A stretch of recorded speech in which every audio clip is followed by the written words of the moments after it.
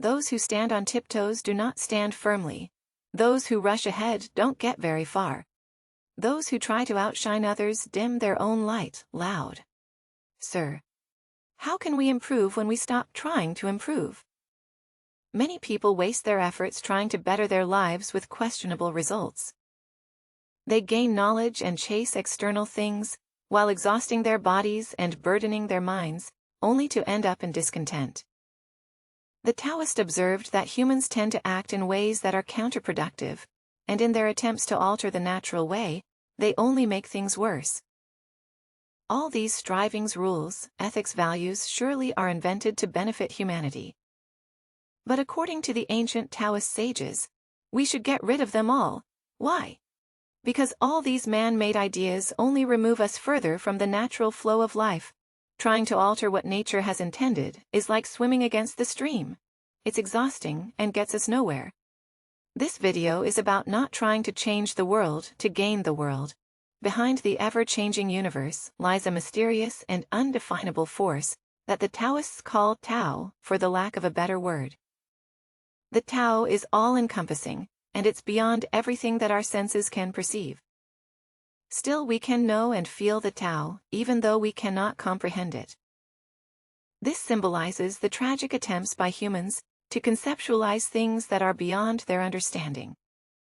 They use names, categories, they select and discern, but fail to grasp what the universe is truly like.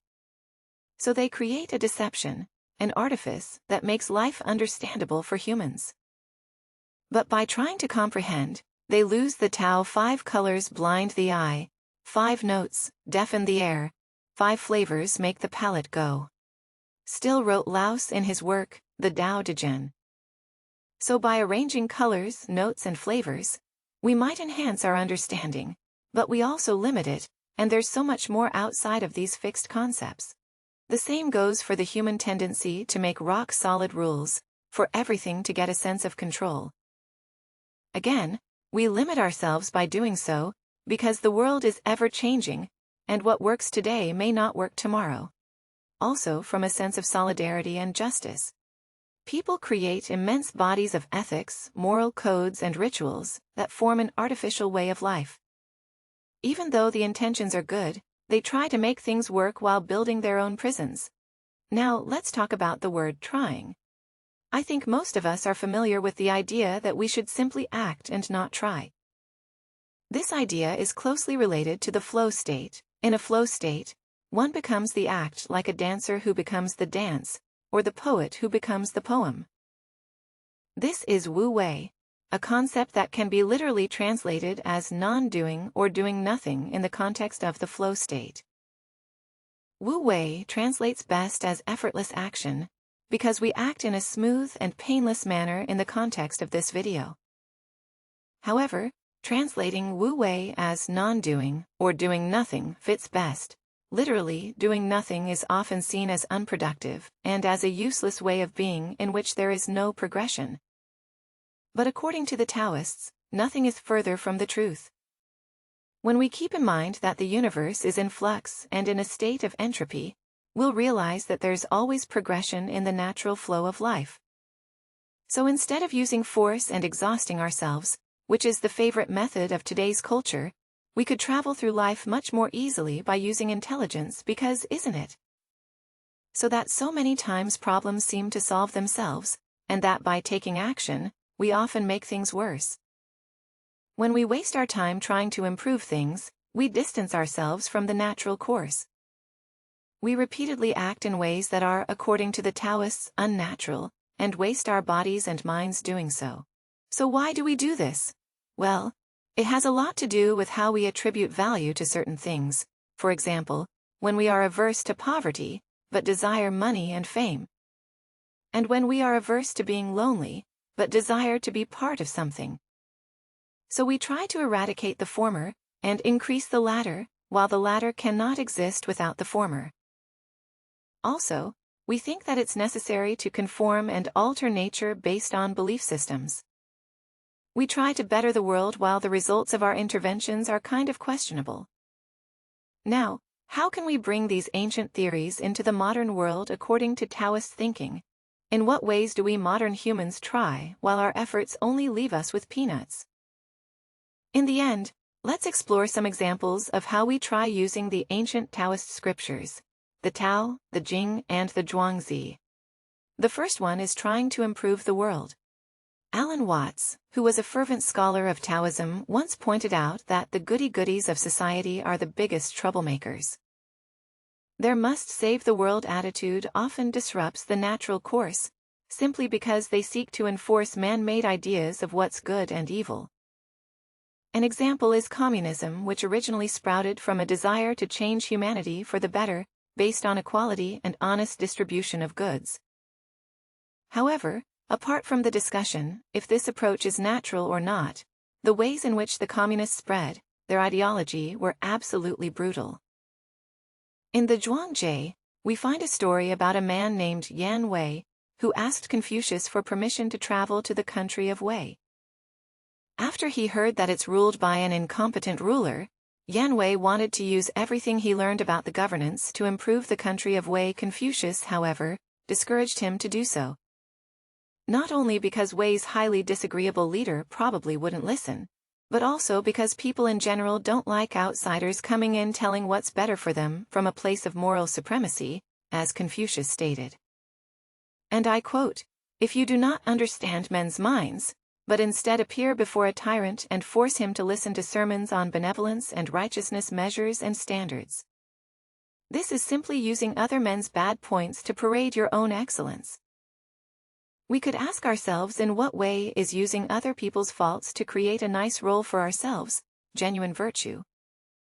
We won't improve the situation by one-sidedly demonizing groups while placing ourselves on a moral high ground. This only creates more division, more tension, and will unlikely change things for the better in a sustainable manner, as Lauder puts it in the Tao Jing, and I quote, "Do you want to rule the world and control it? I don't think it can ever be done. The world is a sacred vessel and it cannot be controlled. You will only make it worse if you try. It may slip through your fingers and disappear." Now, the second one is trying to be happy no matter if it's the pursuit of money, status, fame, power, or knowledge. These ongoing efforts to be happy are the reason why we aren't. We think that we're happy when we've got $1 million in the bank, or when we finally publish that book, or when our YouTube channels have 100K subscribers. But this is hardly the case. Sure, we enjoy some momentary pleasure, but that's not happiness according to the Taoists. Moreover, by this pursuit, we exhaust our bodies and minds while tragically never achieving what we are looking for. I quote, "This is what the world honors: wealth, eminence, long life, a good name. This is what the world finds happiness in: a life of ease, rich food, fine clothes, beautiful sights, sweet sounds. This is what it looks down on: poverty, meanness, early death, a bad name. This is what it finds bitter: a life that knows no rest, a mouth that gets no rich food, no fine clothes for the body, no beautiful sights for the eye, no sweet sounds for the ear. People who can't get these things fret a great deal and are afraid. This is a stupid way to treat a body. People who are rich wear themselves out, rushing around on business, piling up more wealth than they could ever use. This is a superficial way to treat the body. So when chasing happiness is a blind alley, what should we do instead?" Well, the Taoists give us some suggestions. But before we go into them, let's look at the third one, trying to be something else. The Zhuangzi tells us a story about animals and the wind that envy each other for their inborn characteristics. The centipede envies the snake for the fact that it can move without legs. But the snake envies the wind for its ability to travel great distances without having a body at all. However, the wind argues that it takes just a finger or foot to hinder it. All in all, nature has created everything with its own attributes. Nothing is better than the other, only judgment makes it. So thus, we feel the need to change who we are just to fit.